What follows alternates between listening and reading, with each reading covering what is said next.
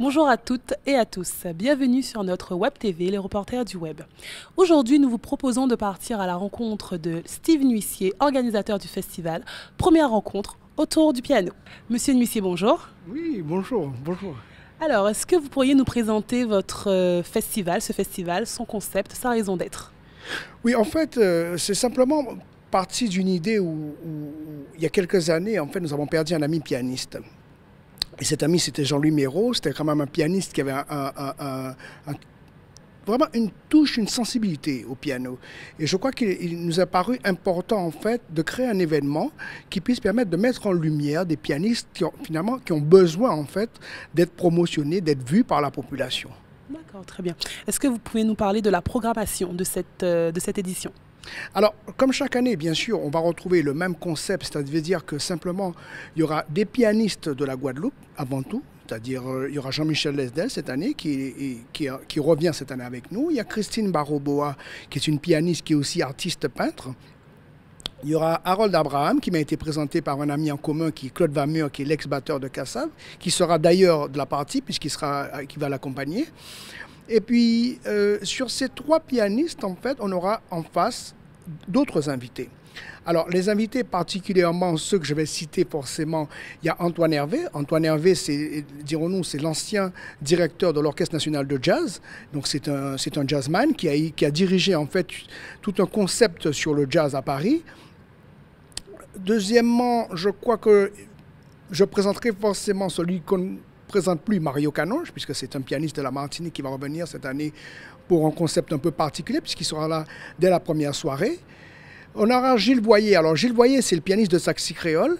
C'est quelqu'un aussi qui est pianiste, dirons-nous clavier. C'est un clavier. On l'a rencontré particulièrement avec Patrick Saint-Éloi. Les deux dernières tournées avec Patrick Saint-Éloi, c'est lui qui était. Il était avec Saxy Créole, donc c'est quelqu'un qu'on ne présente plus. Il fera d'ailleurs un hommage à Patrick Saint-Éloi et à Edith Leffel. Ensuite, un ami qui a été révélé, je crois que c'est l'année dernière, dans une émission qui s'appelle The Voice, c'est le Camerounais Emmanuel Job. En fait, c'est un ami qui était à Montpellier. Et Emmanuel, en fait, c'est aussi un pianiste, guitariste et chanteur. Et en fait, si tout le monde l'a découvert par cette émission The Voice, mais c'est quelqu'un qui travaille depuis très longtemps, en fait, dans la musique, qui avait déjà fait même plusieurs albums. Et donc, cette année, j'ai profité un petit peu, j'ai rebondi sur cet événement pour inviter mon ami Emmanuel Job pour cette soirée. Voilà, donc Emmanuel Job, Antoine Hervé, Gilles Boyer, Mario Canonge seront les invités. Ah, belle programmation. Super. Est-ce que vous pouvez nous parler des temps forts maintenant?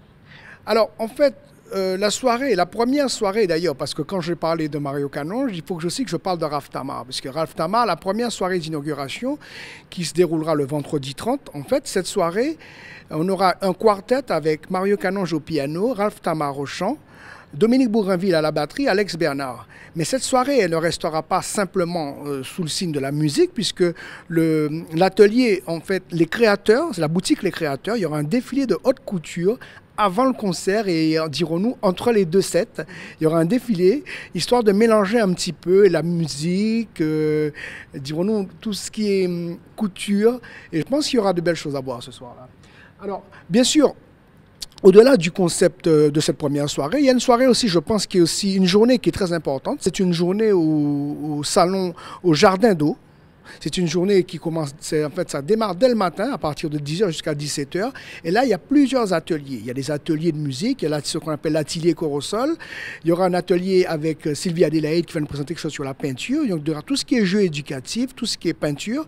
Et bien sûr, il y aura aussi 2 concerts de pianistes. Alors, ce qu'il faut retenir, c'est que ce jour-là, la journée, elle est gratuite. L'accès du parc est gratuit. Donc, tout le monde peut venir, la famille, tous les gens qui aiment la musique peuvent se retrouver le dimanche 1er juin à partir de 10h du matin.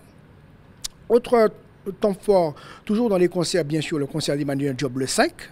D'accord ? Le 5 juin, ce sera à la salle Gérard Loquel à Bimao.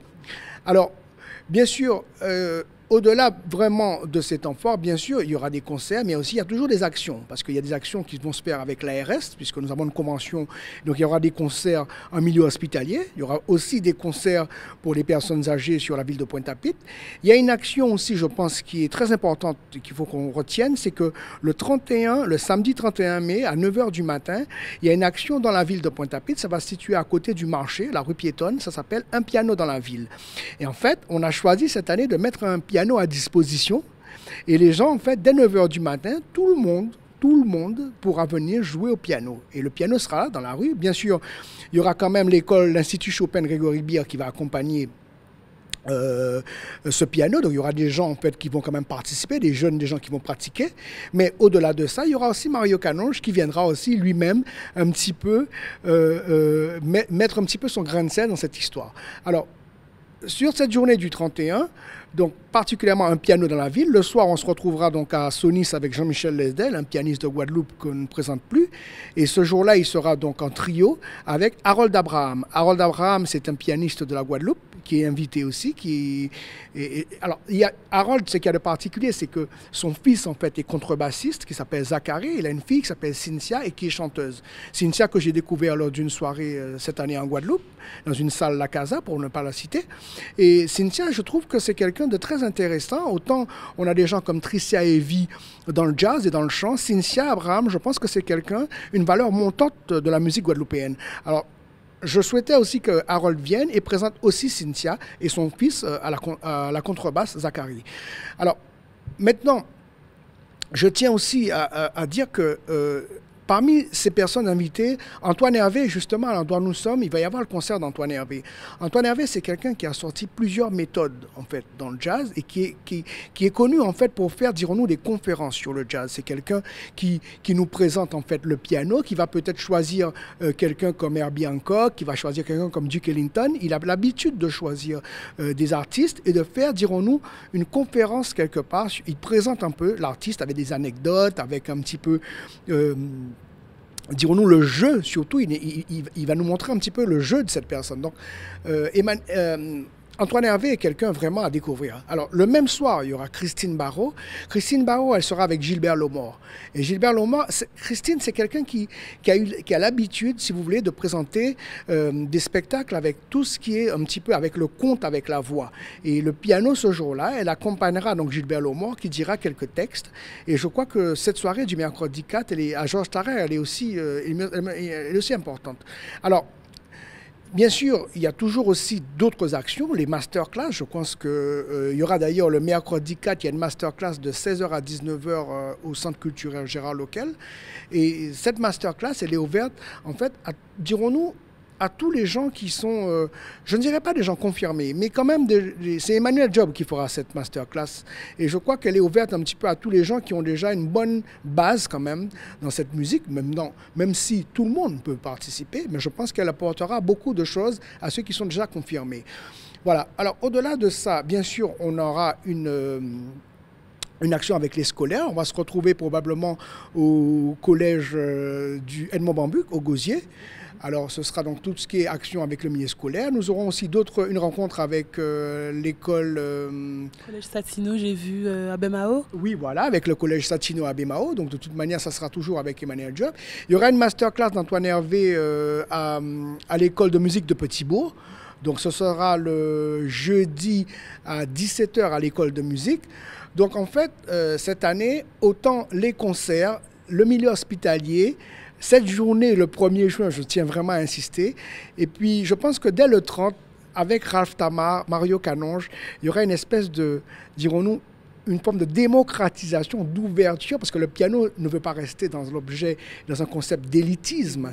Hein. Le piano veut être ouvert, en fait, à tout le monde. Et je crois que ce sera l'occasion dès le premier soir. D'accord. Alors, une belle programmation, de grands temps forts.